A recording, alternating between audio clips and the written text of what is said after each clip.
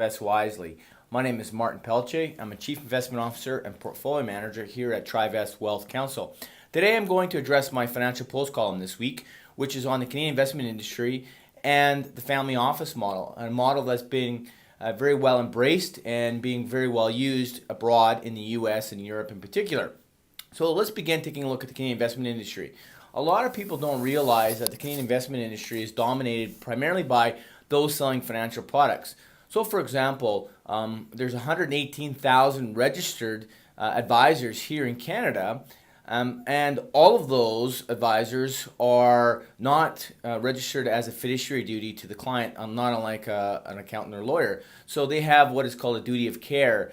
And so you as the investor has the ultimate responsibility over the portfolio. Now there are those who do have a fiduciary responsibility to the client, again, not unlike an accountant or a lawyer, but there's only 4,000 of us out there, and so we're a small minority. And the reason why this is not evolving more towards having that legal fiduciary duty to the client is that the Canadian investment industry is dominated by the banks. The banks have 90% of the market share, and by giving their advisors a fiduciary duty to their client, they'll onboard a much greater legal responsibility in the case of an error, and so they don't want to open themselves up to litigation.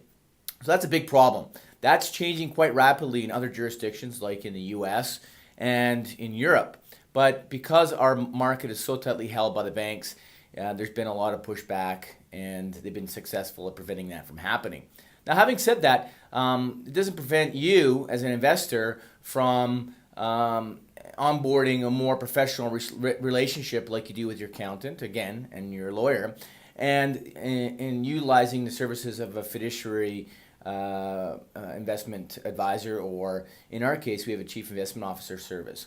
So the family office model that's being deployed, typically you need a very large portfolio. You hire your own in-house accountant, your own in-house lawyer, and your own in-house chief investment officer. You can replicate that model for a lot lower cost without actually paying them and having them 100% work for just you, or maybe only a couple of other families. You can make sure that all three of those professionals talk to each other and that they're working together in regards to deriving your plan and how your family wealth is going to be managed for the next generation or for charity, whatever your goals are, and having that investment plan designed around it. But it's very important that all three have that fiduciary duty.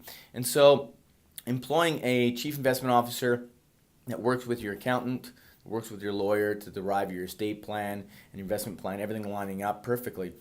That's a family office model.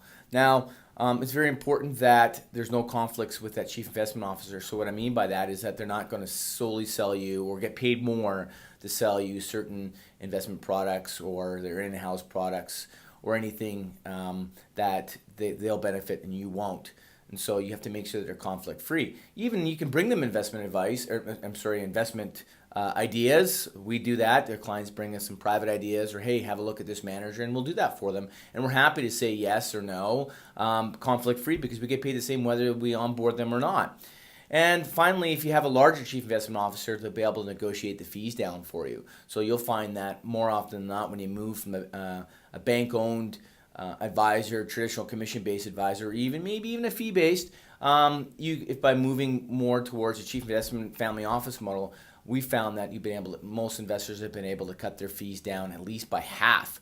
And so that's a material cost savings, whether you take that in additional income or you keep compounding it and add to your return profile.